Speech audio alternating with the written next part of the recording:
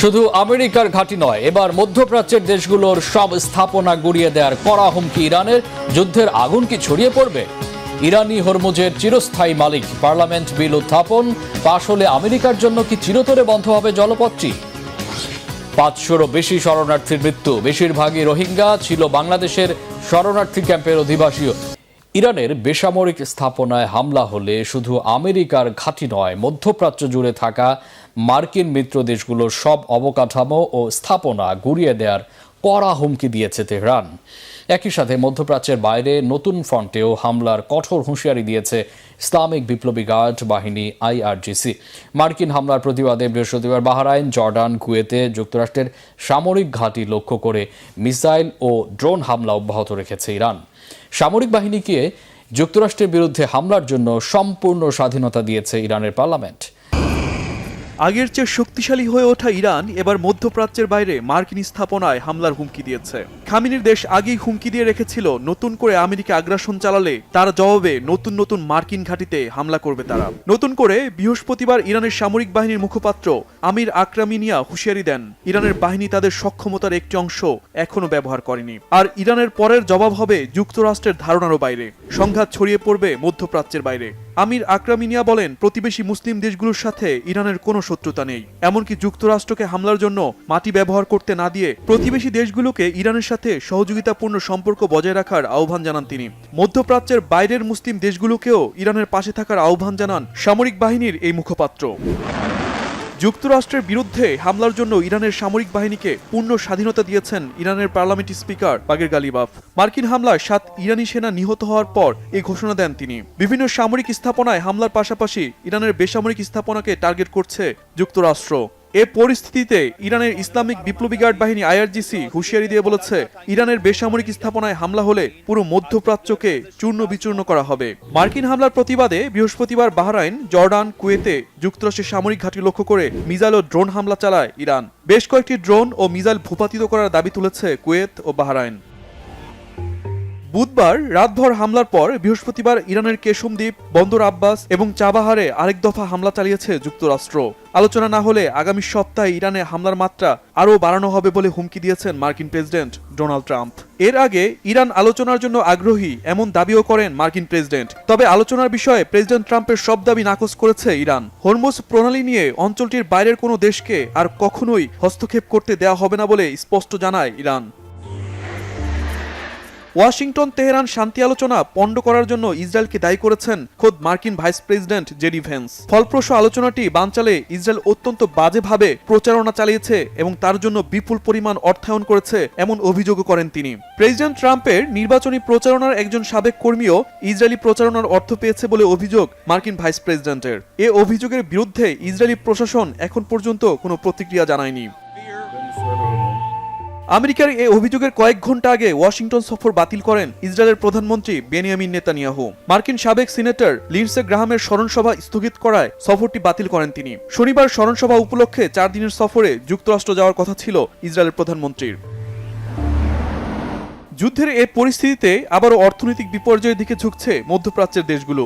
Washington Tehran যুদ্ধ পূর্ণমাত্রায় শুরু হলে মার্চ-এপ্রিলের অবস্থার পুনরাবৃত্তি ঘটতে পারে বলে শঙ্কা অর্থনৈতিক বিশেষজ্ঞদের। রাশিয়ার বিরুদ্ধে শক্তি প্রদর্শনের লড়াইয়ে পিছু হটা তো দূরের কথা, উল্টো নিজেদের সবচেয়ে বড় চাল দিয়েছে ইরান। বিশ্বের জ্বালানি সরবরাহের লাইফলাইন খ্যাত হরমুজ প্রণালীর পূর্ণ নিয়ন্ত্রণ নিতে দেশটির পার্লামেন্টে উত্থাপন করা হয়েছে এক কঠোর বিল। সাফ জানিয়ে দিয়েছে, ইরানের নিয়ন্ত্রণেই থাকবে এই হরমুজ। বিলটি পাশ হলে কি আমেরিকার জন্য চিরতরে বন্ধ হয়ে যাবে হরমুজের পথ? যুক্তরাষ্ট্রের সঙ্গে তুমুল সংঘাতের মাঝেই ইরান নিজেদের সবচেয়ে বড় চাল চেলেছে।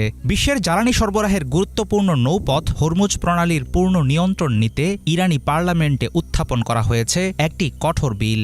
নতুন নিয়ম বাস্তবায়িত হলে এই প্রণালীতে পুরোপুরি নিষিদ্ধ হয়ে যাবে যে কোনো শত্রু দেশের যুদ্ধজাহাজ, এমনকি সাধারণ বাণিজ্যিক জাহাজ চলাচলেও লাগবে ইরানের অনুমতি। সেই সাথে আরোপ করা হতে পারে অনেক বড় আকারের বাড়তি ট্যাক্স। শর্তটি বাস্তবায়িত হলে চিরতরে বন্ধ হয়ে যেতে পারে সমঝোতার পথ। ইরানের এই নতুন কৌশলে পিছু হটবে কি আমেরিকা? নিজেদের উপর হামলার প্রতিশোধ হিসেবেই নতুন বিল পাশের পদক্ষেপ নিয়েছেন ইরানি আইন প্রণেতারা। অন্যদিকে মার্কিন প্রেসিডেন্ট ডোনাল্ড ট্রাম্প হরমুজের বিকল্প রুট ব্যবহারের পরামর্শ দিয়ে জাহাজের কার্গো মূল্যের 20% টোল দাবি করেছেন। এর জবাবে ইরান নিজেদেরকে হরমুজ প্রণালীর চিরস্থায়ী অভিভাবক দাবি করে তুলনামূলক কম ফি নেওয়ার কথা জানিয়েছে। ইরানকে বাগে আনতে না পারলেও একটুও কমেনি মার্কিন প্রেসিডেন্ট ডোনাল্ড ট্রাম্পের হম্বিতম্বি। ইরান যে কোনো মূল্যে সমঝোতা চাইছে এমন দাবি করে তেহরানকে সংযত আচরণের হুঁশিয়ারিও দিয়েছেন তিনি। ইরান এখন যে কোনো মূল্যে একটা সমঝোতা করতে চাইছে। আমরা যা করছি তা ওদের একদমই পছন্দ হচ্ছে না, তাই ওরা একটা রফাদফা করতে মরিয়া। এখন দেখা যাক আমরা শেষ পর্যন্ত ওদের সাথে কোনো সমঝোতায় পৌঁছাই নাকি পুরো বিষয়টার একেবারে চূড়ান্ত ফয়সালা করে ফেলি। আমি আসলে কোনো সময় বেঁধে দিতে পছন্দ করি না, তবে ওরা পরিস্থিতিটা খুব ভালো করেই বোঝে। ওদের এখন সোজা হয়ে চলাই ভালো হবে। চলমান সংঘাত শুধুমাত্র হরমুজে সীমাবদ্ধ নেই। ইয়েমেনের সশস্ত্র যোদ্ধাদের সাহায্যে বাব আল মানদেব প্রণালীও বন্ধের হুমকি দিয়েছে ইরান। উত্তেজনার উত্তাপ বাড়িয়েছে আইআরজিসির দেয়া চরম হুঁশিয়ারি। ইসলামী গার্ড বাহিনীর খাতাম আল আনবিয়া সামরিক কমান্ড জানিয়েছে, যুক্তরাষ্ট্র বাড়াবাড়ি করলে এর পরিণতি হবে ভয়াবহ। কোনো অবস্থাতেই এবং কোনোভাবেই আমরা যুক্তরাষ্ট্রকে হরমুজ প্রণালীতে নাক গলাতে দেব না। তারা বাইরের একটি দেশ। এই প্রণালী নিয়ে হস্তক্ষেপ করা আমাদের কাছে এমন এক রেড লাইন যা কোনোভাবেই ভাঙা যাবে না। মার্কিন যুক্তরাষ্ট্রের ওই নির্বোধ প্রেসিডেন্ট সম্প্রতি ইরানের অবকাঠামোতে আঘাত হানার যে হুমকি দিয়েছেন, তাদের বাহিনী যদি সত্যিই তেমন কিছু করার দুঃসাহস দেখায়, তাহলে এতদিন ইরানের ধৈর্যের কারণে এই অঞ্চলের যা কিছু অক্ষত ছিল সবকিছুই গুঁড়িয়ে দেওয়া হবে। পুরো অঞ্চলের সমস্ত অবকাঠামো এমনভাবে ধ্বংস করে দেওয়া হবে, সেগুলোর কোনো চিহ্নই আর অবশিষ্ট থাকবে না। হরমুজ প্রণালী ঘিরে চরম উত্তেজনার প্রভাব পড়েছে ইরানের অর্থনীতিতে। দেশটির মুদ্রা রিয়ালের মান রেকর্ড পতনের কাছাকাছি পৌঁছে গেছে। তারপরও মনোবল হারাতে নারাজ ইরানি নেতারা। চলমান যুদ্ধ পরিস্থিতিতে দেশের অভ্যন্তরীণ ঐক্যের কথাই মনে করিয়ে দিলেন ইরানের প্রেসিডেন্ট মাসুদ পেজেশকিয়ান। তিনি সাফ জানালেন, দেশের প্রতিটি ইঞ্চির মাটি রক্ষা করবেন তারা। আসল প্রশ্ন হলো, যুদ্ধের ময়দানে ওরা কি আদৌ ওদের লক্ষ্যে পৌঁছাতে পেরেছে? যারা আমাদের ইরানকে টুকরো টুকরো করার পরিকল্পনা করেছিল, আজ শেষ পর্যন্ত তারা কোথায় দাঁড়িয়ে আছে? আমাদের বিশ্বাসের জায়গা থেকে আমরা কাজের মাধ্যমে দেশের প্রতি ইঞ্চি মাটি রক্ষা করব।